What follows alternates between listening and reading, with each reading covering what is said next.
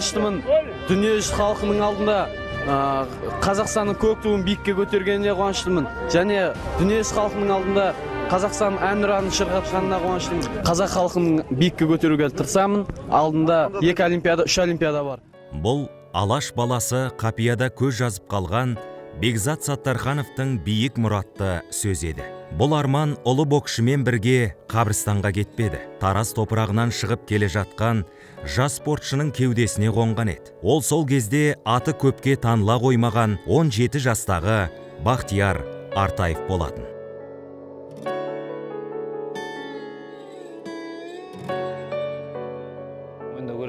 Бекзат ағаның толық сұхбаттарын бәрін көріп шықтым.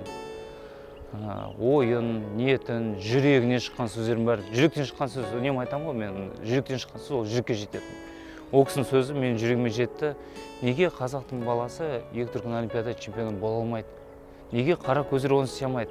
Мен Алла жазса 2 дүркін, 3 дүркін олимпиада чемпионы боламын деп ол кісінің бір уәде еткені бар. Бірақ енді өкінішке орай Алла Тағала ол кісінің өмірден басқа нәрсе жазған екен. Өкініштенді. Бірақ сол кісінің сөзімен жүрегімде қалып кетті. Сол нәрсе мен істеймін деген бір ниетім болды.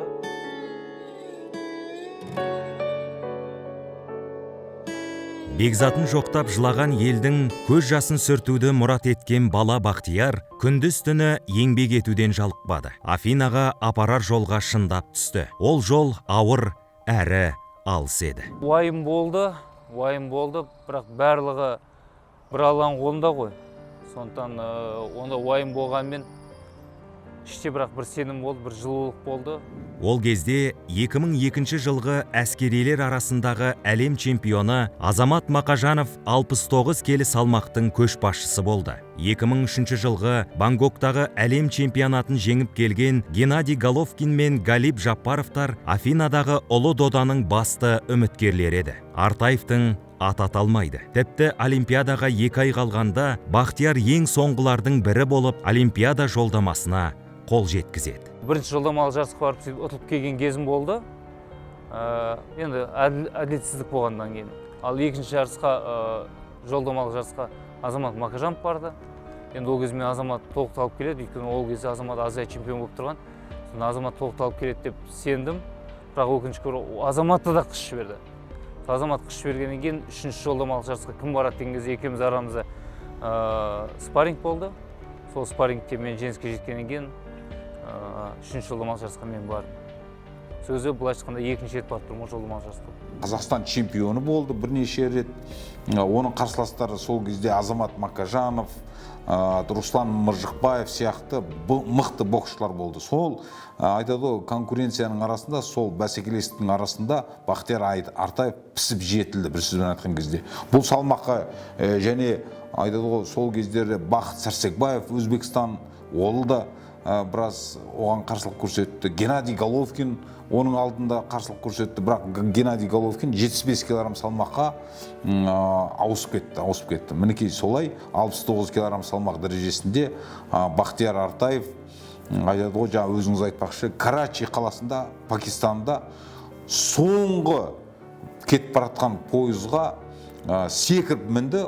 Олимпиадаға бармай тұрып, жаңағы олимпиада чемпиондарын, әлем чемпиондарын бәрімен спаррингке тұрып боксасқан кездерім болды. Сол кезде әлем чемпиондары, олимпиада чемпиондарының барлығына ұрып тастамасам, ешқайсысына ұтылған жоқпын спарринг кезінде. Содан кейін ой туындайды. Мыналардың ешқайсысы маған шамасы келмейді ғой. Неге мен бұлар шамам келмей ме, әлде мен бұларды ұтамайын ба? Мынау олимпиада чемпионы деген аты болмаса, былай айтқанда менен күшті емес екен ғой деген сияқты ой туындады. Және өзіме сенімдік тудырды. 2004 жылғы олимпиада ойындарына кетіп бара жатқан кезде мен өзімнің жеке көлігімде отырған кезде орнына түстім да Бақтияр шақырып алдым да: Бақтияр, бергел, мінекей менің орныма отыр. Мен олимпиада чемпионымын, енді келесі олимпиада чемпионы сен боласың деп, мысалға Геннадий Головкин әлем чемпионы Галиб Жапаровқа ұсынған жоқпын орнында. Именно айтады ғой, Бақтияр Артаевқа ұсынып айттым: міне сен чемпион болып келесің деп, айтады ғой, өзімнің машинедегі орнымды бердім. Сөйттім да мен артына отырып алдым. Ал алдында отырды да сөйтіп аэропортқа барды. Аэропортқа барғанша көзі жайнап, чемпион ағамның орнына отырып келе жатыр. Мен де чемпион болу керек екен деген жаңа іштегі айтады ғой, қуаттары оянып, патриоттық сезімдер оянып, басқа көзқараспенен көзі жайнап, чемпиондыққа деген айтады ғой ұмтылысы ерекше болып кетті. Kazakhstan! Kazakhstan!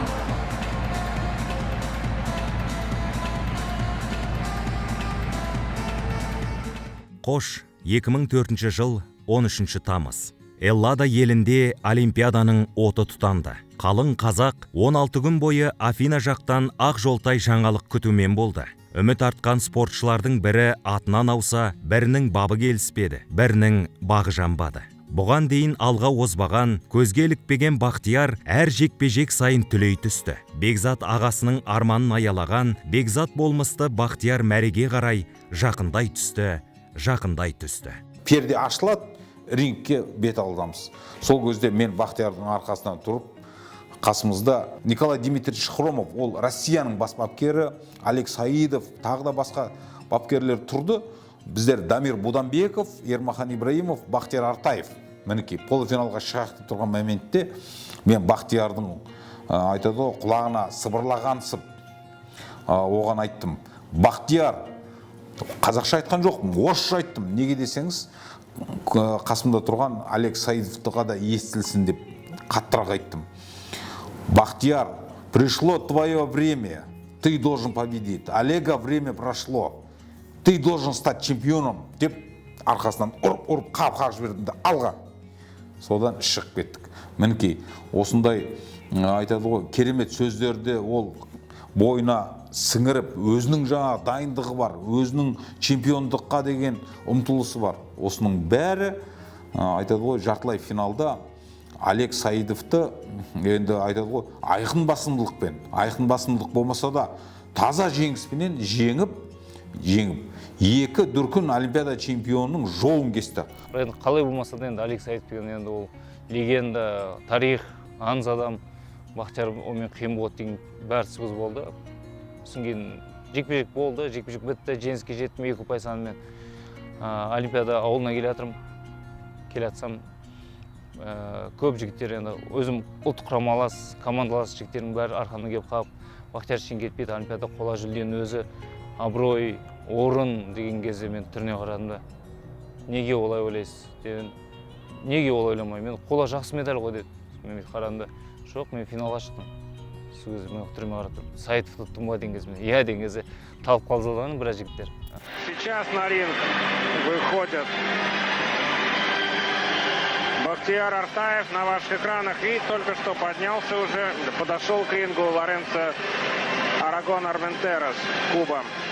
29 тамыз. Афина шаршалаңы. Олимпиаданың соңғы күні. Ермахан Ибраимов апарған 8 боксшының соңғысы соңғы шайқасқа шықпақ. Қазақтың соңғы үміті. Артаев жеңбесе, қазақ жанкүйерлері алтынсыз қалмақ. Қарсылас кубалық 2 дүркін әлем чемпионы Лоренцо Арагон. Бұл финал жайлы қаншама рет айтылды, айтыла да бермек. Өйткені бұл тарих бетінен жазылған жеңіс дастаны. Енді оны әркім өзінше жырлай бермек, және оған хақылы да. Здесь хорошо встретил ударом справа, кроссом Артаев. Здесь, конечно, главный, лучший удар в размене принадлежал Арагону. Бұл тарихи жекпе-жекке намыс оты күйдіріп белгілі ақын Жүрсін Ерманда келген еді. 21 жастағы жас жігіттің тілеуін тілеген ақын Алматыда жаталмапты. Бақтиярдың чемпион болуы қазақ ұлтының намысына түскен сын болатын. Ешкім бізден бірде-бір спортсмен алтын медальға қол жетпеді. Бақтиярдың да ала қоюы 2 талай болды. Ешкім алады деп ойлаған жоқ.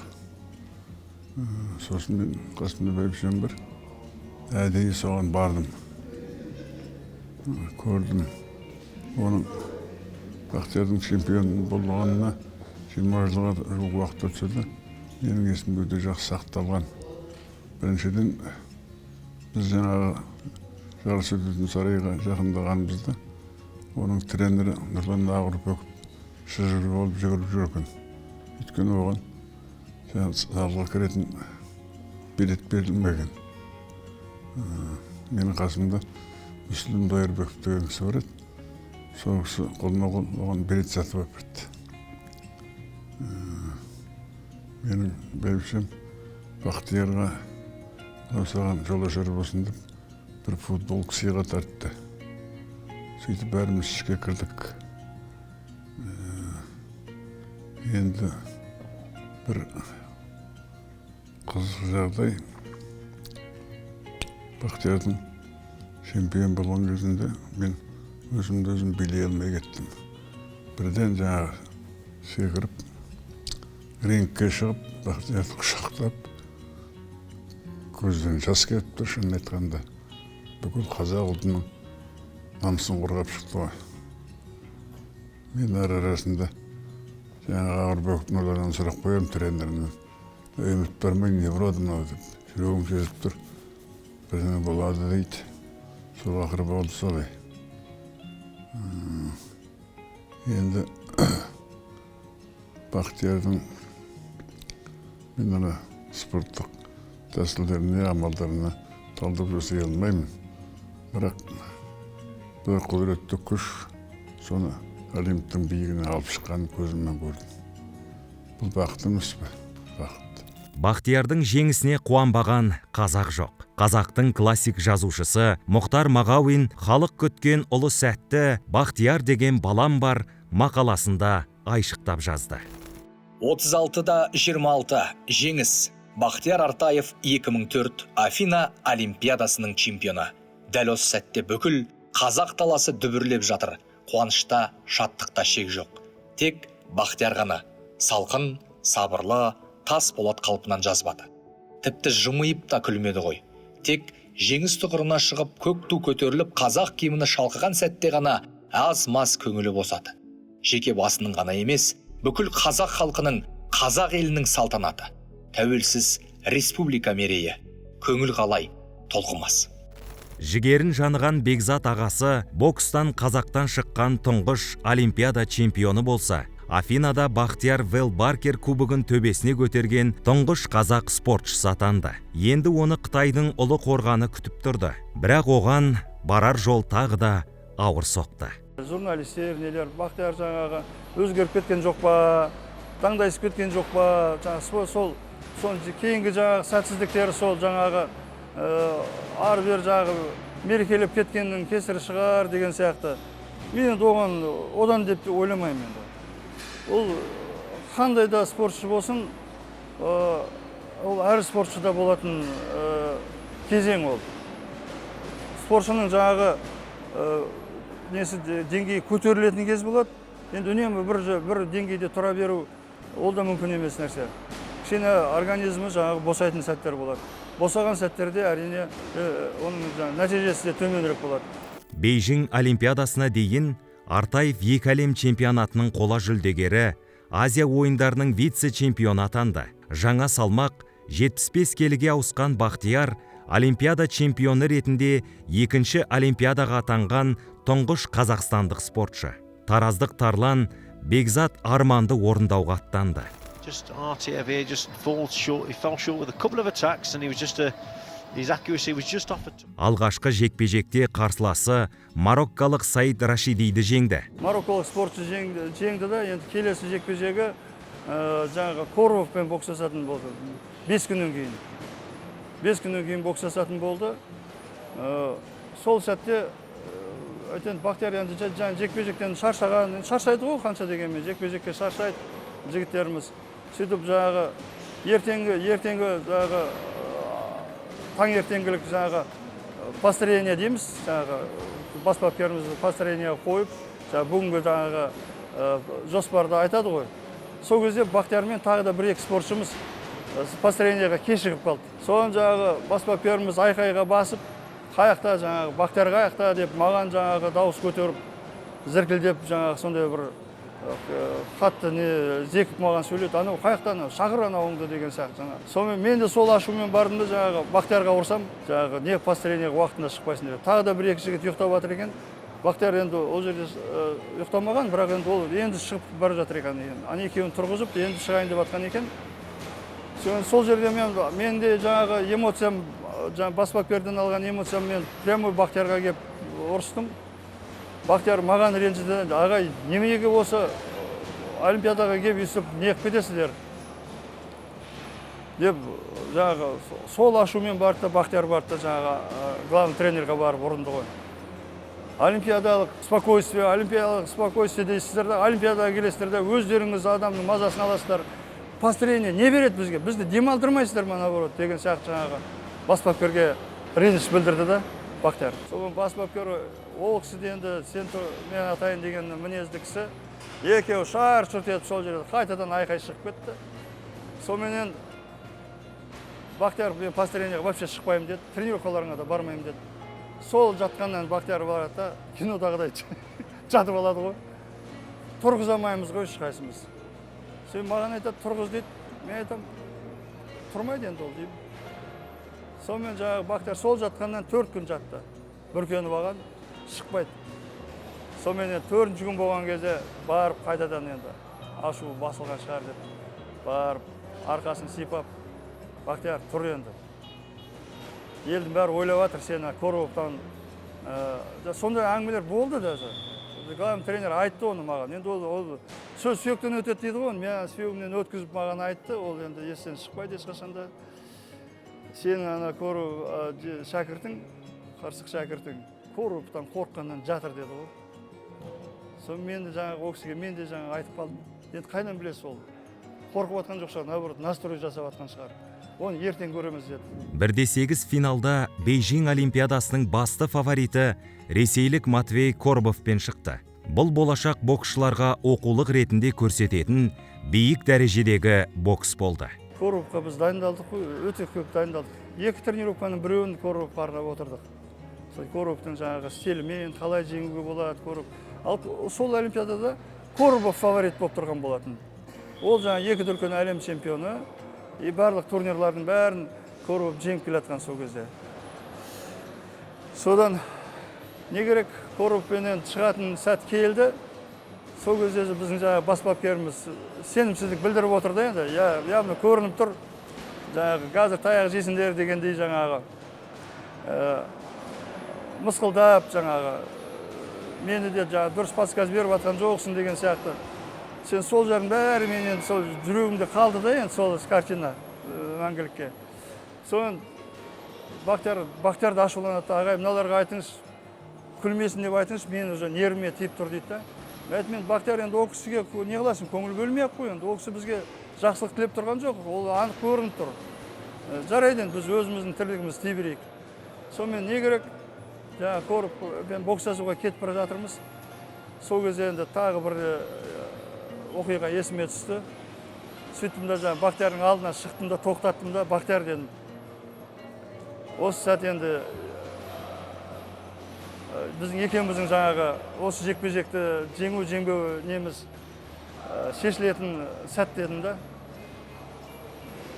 Сен қазір мен тыңдамай кетпе дедім да. Сен қазір мен тыңдамай кететін кейбір нелерің болады дедім. Болады, ол болған да.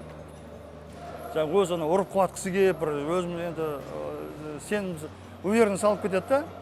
Сөйтіп кей кезде спортшылар солай жеңіліп қалады. Сен дедім, мен айтқанын тыңдап тұру керексің. Мен тоқта деген жерде тоқтайсың, бар деген жерде барасың, тұр деген жерде тұрасың, шегін деген жерде шегінесің. Мен тактикаменен тұр дедім да. Бойымнандай болуы мүмкін қазір. Енді ол да осал жігіт емес. Бір 2 очко шықсаң, мен саған тұр деп айтам, 2 очко алдыға шыққан кезде. Сен ары қарай ұрам дей берсең, ол 2 очко сразу кетіп қалуы мүмкін. Сол 2 очконы сақтап қалуға тырысу керекпіз.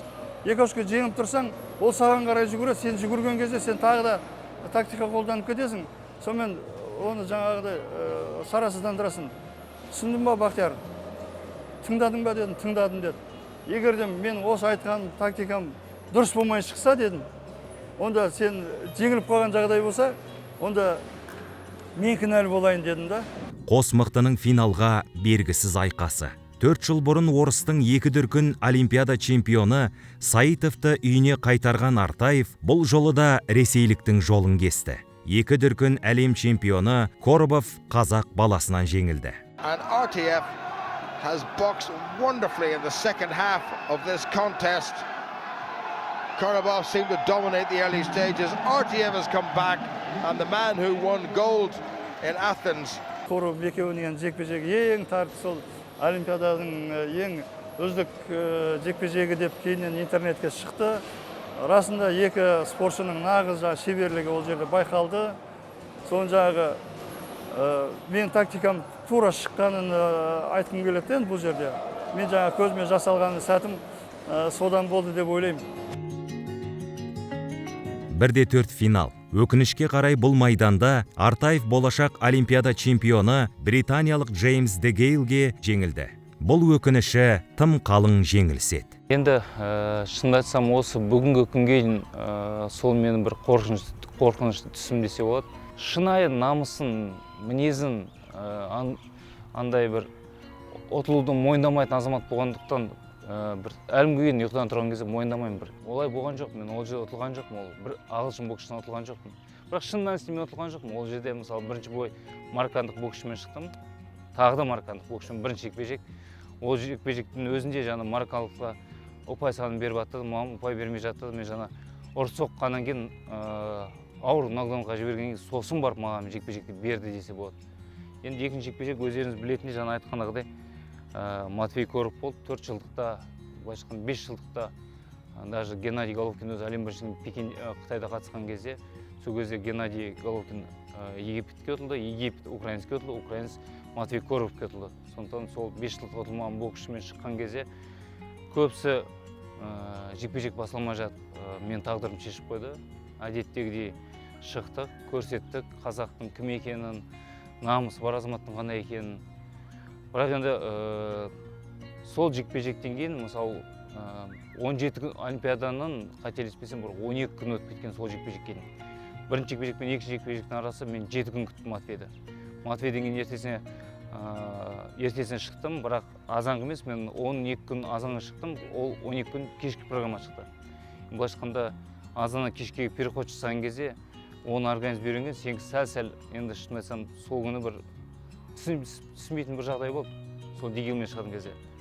Оның үстіне Матвеймен боксқа шынтақпен ұрған кезде 2 рет алдың тістерімнің түбін сындырып жіберген. Не капа кие алмайсың, бірақ енді сылтау айтқан жараспас. Шықсам, шығып бартқан кезде ауырып тұрсам да, қазір тістесем де бұл жекпе-жекпен жұлып аламын деп шықтым. Сол Олимпиаданың алдында бір ай бұрын сол Қытайдың өзінде сол британдық боксшыны нокаутпен жеңгенмін. Бір ай бұрын.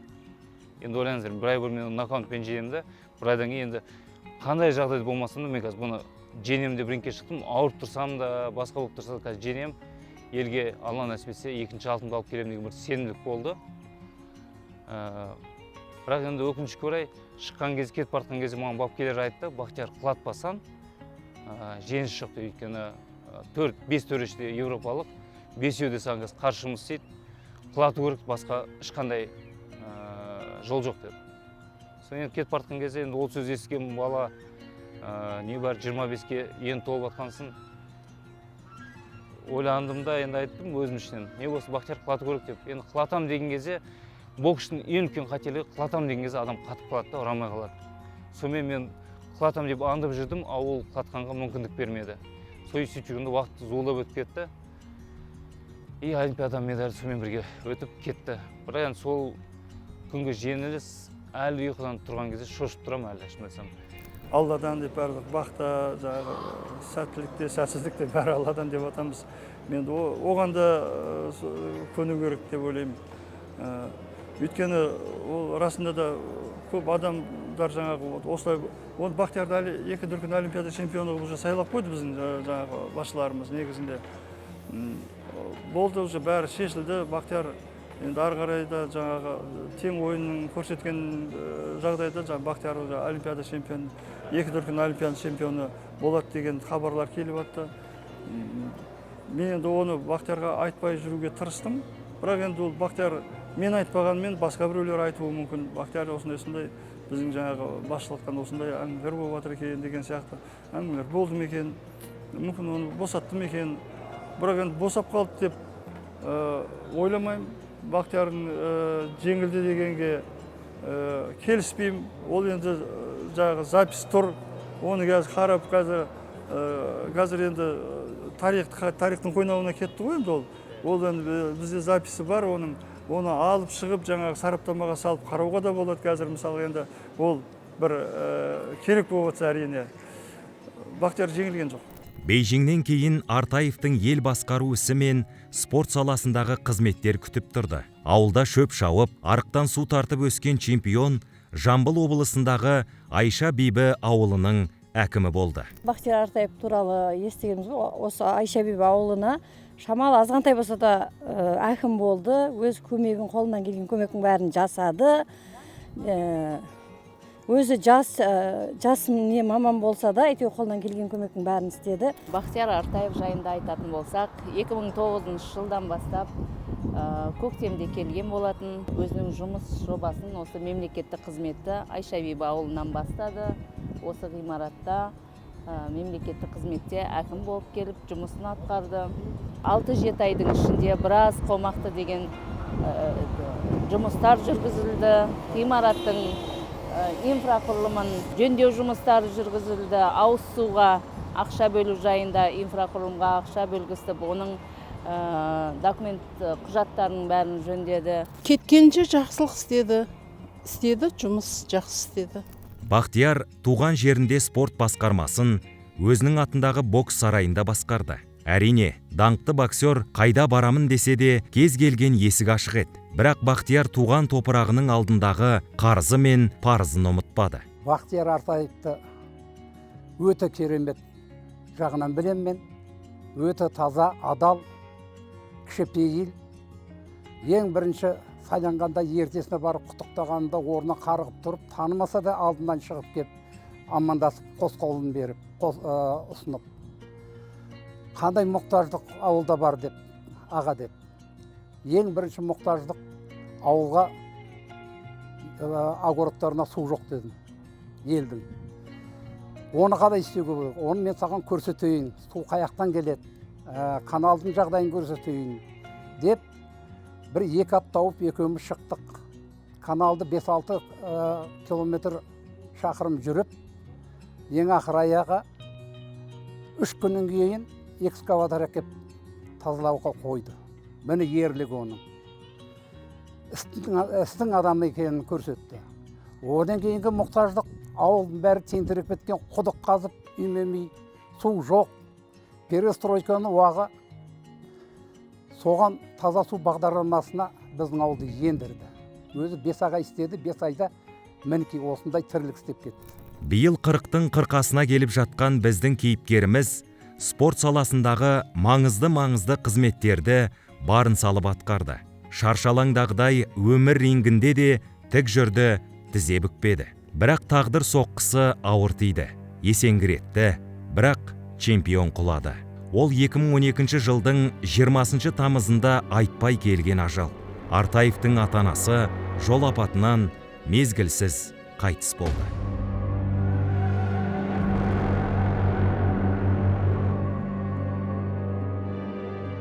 Бақтияр қатты соғысқан сияқты осы жолы.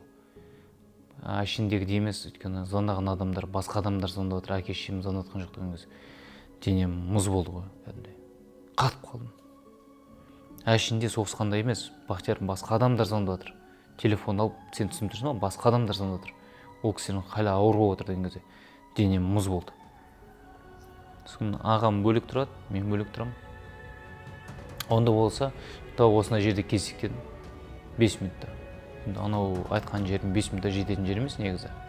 Бірақ суық хабар примерно жүрек сезді, дене мұз болғаннан кейін. Ана жерде 5 минутта қалай болғанын білмей қалсың. Үстімде не тұрсын, мен далаға жүгіріп шықтым да, машинаға отырдым да. Мынау көшемен бір 180 минут бардым ойдым, жаңағы жерге бір 5 минуттаға жеттім әйтеуір. И бір жолдың бойында бір алыста бір темір көрінеді. Ай, жобасы осы шығар дедім да. Жай жақындап келіп машинаның алдына келген кезде машинада түк жоқ қой. Ананы көрген кезде бітті ғой, тілім жұтып қойдым. сұп-сұр қатып қалды машина ішінде. Енді анау машинадан адам тірі қалуы мүмкін емес. Көрдім, бүйтіп қарап отырдым да, есікті аштым да, жүгірдім машина қарай. Сөйтіп соткам жақтым, сотканы жағып, шөптердің арасын әке шешеміз деп жүрмін ғой. Сөйтіп жүрген едім, әкем дауыс шығып отыр, ыңырсып отыр екен. Әкемен жүгіріп бардым да, әке, анам қайда дедім бірінші сөзім. Әкем одан сайын ыңырси бастады. Соны соткамен бетіне жағып, бет аузын бәрі енді қан талап кеткен, шекесі бөлініп кеткен. Мен бәрі бөлініп кеткен, күсік тұралып кеткен, бірақ ыңырсып отыр. Соны анамыз дедім, бар жүгіріп бардым, шөптердің арасында анам жатыр екен. Анамды көтеріп машинаға алып кетейін десем, көтере алмаймын ғой. Бет аузы аппақ болып кеткен, аузы қан болып. Содан кейін енді ананы көзбен көргеннен кейін сол звондаған кісілер жолдың ар жағында тұр екен. Машина ішінде екі қарындасым болған, ағамның қыздары. Олар түк болмаған. Бір машинада 4 кісі отырған. Біреу атасының қасында, біреу апасының қасында отырған. Екеуіне түк болмаған, екеуі түсіп қалған машинадан. Мынау екі кісі. Анам сразу қайтып кеткен, енді әкем больницаға барғанда қайтты. Ауырмаған, вообще ешқандай ауру деген, әкем қайтқанша бізбен қол күресіп әкемді жинамайтын. Қол күресін. Олимпийский чемпион болсын да әкемді қол күресін жинамайтын. Күрескен кезде әкем мені шеріп тұрып лақтырады. Бір қанбақшаға лақтырғандай. Әкем аспан қарап жерге тастаған кезде, енді жасы 60-қа келіп қалған кезде, кезегі жас ғой. Біз ол кезде 25, 26, 27-дегі баламыз. Бойы күшік қуат бойында тұрған. Соны өзі шеріп лақтырған кезде, енді ойламайсың ғой. Табан астында мына қазір тойда бірге отырық, шай іштік. Үйге келдім. 1 сағаттан кейін ағамыз звондаған кезде. Дене тітірген, сәл-сәл уже өмірден түнеліп, үйге келесің. Түнгі сағат 2-де, 3-де күтіп алатын анан жоқ, шай құятын анан жоқ, басынан сипайтын анан жоқ. Дүние жалғасады. Өйткені өмір сұрақ болса, өлім оның жауабы. Ата өмірінің жалғасы ұрпақтары. Ғарифолла ағамыз бен Тұмарткүл апайымыздың өмір сапарын 3 ұлы мен немерелері жалғастырары хақ. Бақтияр Артаевтың баласы ол күшті негіз, бірақ андай жарыстарда шықсан енді сен папан мықты болғаннан кейін барлық сен сол папан сияқты мықты бой күтеді, папан сияқты мықты ма или мықты емес па деген сияқты үйде лап ұстайды. Алдыңғы жыл жаздан бастап лап ұстап жатыр ғой. Жарыс кездерінде егер шықпай қалған күндер болса, үйде өзі лап ұстайды, тренировать етеді, приемдар көрсетеді. Қандай өзі боксер болғаннан кейін біледі, и өзі өтеді деген ударларды үйретеді. И уже жарыста шығатын кездерде сол ударларды автоматқа қойып қояды, и жарыста уже солар істей бересің. 2003 жылдан бастап жүрдік. Ол содан бері кездесіп, еш өзгерген жоқ. Сол алпы ұстанымыз, сол бұрын 30 жасында қандай еді, сол 40 жасында әлі бұлай өзгермейді ғой. Жас кезінде қандай еді, әлі сондай. Қатал болатын жерде қатал, жұмсақ болатын жерде жұмсақ. Бұл халықтың өз перзентіне айналған Артаевтың ел алдындағы өмірінің бір парасы. Оның спорт пен өмірдегі жеңісі де көптің игілігі. Рингте әлем, Еуропа, Азия, Олимпиаданы да қос-қостап ұтқан қарсыластарын жеңген Артаев бокс энциклопедиясына өз атын өшпестей жазды. Қазақ салмағы атанып кеткен 69 келідегі жеңіс жолын бастаған спортшы. Алланың қалауымен, Аллаға шүкір, 40-қа да келдік. Бұрында бала кезде бір 30 есе, 25 есе бір үлкен ересек сияқты көрінуші еді. Қазір өзіміз 40-қа келдік, бірақ өзімізге әлі сезілмейді. Адам жүрекпен әрқашан жас деп айтады ғой. Сол жүрекпен әлі жаспыз. Енді өмірден түйгеніміз көп қой. Енді ол ешқандай қызметке де байланысты емес, ешқандай өмірлік тәжірибеге де байланысты емес. Өмірлік қаншама соғыс болды, соғыстық болды. Кездейсоқ жағдайлар болды, бірақ енді оның барлығы үлкен сабақ, оның бәрі хайры дейді ғой. Ол саған ертеңгі күнге үлкен жол ашатын мүмкіндік. Сондықтан басына қиыншылық түссе, Алла сүйікті құлдарына ғана қиыншылық береді дейді ғой. Сондықтан Аллаға шүкір одан да өттік. Қазір өмірлік тәжірибеміз көп. Енді бір жиғанымыз, бір тоқығанымыз, бір білгеніміз ол елге қызмет жасау, адал жасау, мынандай жақсы дүниелер істеу, қолында мүмкіндік болса елге нұрынды шашу, көк туды желбірету, елге аянбай тер төгу деген сияқты. Өйткені спортшы ретінде өз борышымызды орындадық. Ал халықтың перзенті, халықтың сүйіктісі ретінде әлі орындайтын істейтін заттарымыз көп. Қуанышпен бірге өкініште қатар жүрер бұл өмірде Бақтиярдың да әттеген айы бар. Ол Бекзат ағасының Бекзада арманы. Бұл арман әлі де Артаевтың кеудесін кернейді. Қандай боксер болмасын, бұл өмірлік қой. Мысалы, мен кеше чемпион болып, бүгін спортты қойған, мен бәрібір мен боксқа қайтып келем ғой. Сондай сәттерде болды. Енді көп адамдар біле бермес, енді бүгін құпияны ашайын. 2012 жылы Олимпиада ойындары болды Лондонда. Сол Олимпиада ойынның қарсаңында мен қайтадан дайындықты бастағам. Соңғы лицензион жарысқа баратын кезде, сол кезде мен дайындық бастап, салмағым 94 килограммнан 78 килограммға 1,5 метр салмақ түсіріп, ұлттық құрамамен 2 ай 2 сбор өткізіп, сөйтіп ұлттық құрама мүшесі болып қайт кіріп, призер Европа, чемпион Европаларды ұрып, қайтадан бағыма кеп, не 75-те, не 81-де кім лицензия аламай қалады, солардың орнына мен лицензион жарысқа барам деп сөйтіп, ұлттық құрамамен дайындалған кезім болды 2012 жылы. Енді бұл көп адамдар біле бермейді. 2008-де спортты қойғаннан кейін 2012 жылы соңғы лицензион жарысқа дайындалған кезім болған сондай. 3 айдың ішінде бабыма кірдім. 3 айдың ішінде ұлттық құраманың жігіттермен терезестен өнер көрсетіп, егер олар жолдама аламай қалғанда, келесі жолдамалы жарысқа мен баратын едім. Бірақ енді ол кезде 1-ден 8-ге дейін береді жолдаманы. Соның арқасында 2 салмақта да жігіттер жолдаманы алып, Олимпиадаға барып, біреуі Әділбек Ниязбек медальмен оралып, күміс жүлдемен.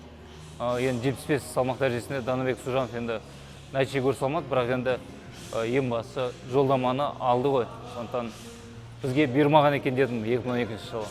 Қазақ боксының дамуына еңбек етіп жүрген Бақтияр болашақта 2-3 дүркін Олимпиада чемпионын даярлап шығатындай көрінеді. Біз бұған сенеміз. Болмысынан сөзі қысқа, ісі зор азамат қашанда алға қойған мақсатына жетпей қоймас.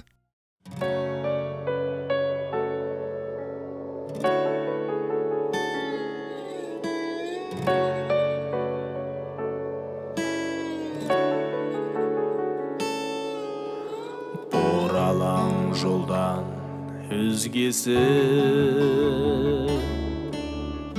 ел үшін ерлер егескен, от басып кейде сыз кешіп, бағынған талай белесте, заманға үнін тыңдатып, лапылдап жанған жасындар, жорытқан талай түн қатып, арлан боп туған асылдар.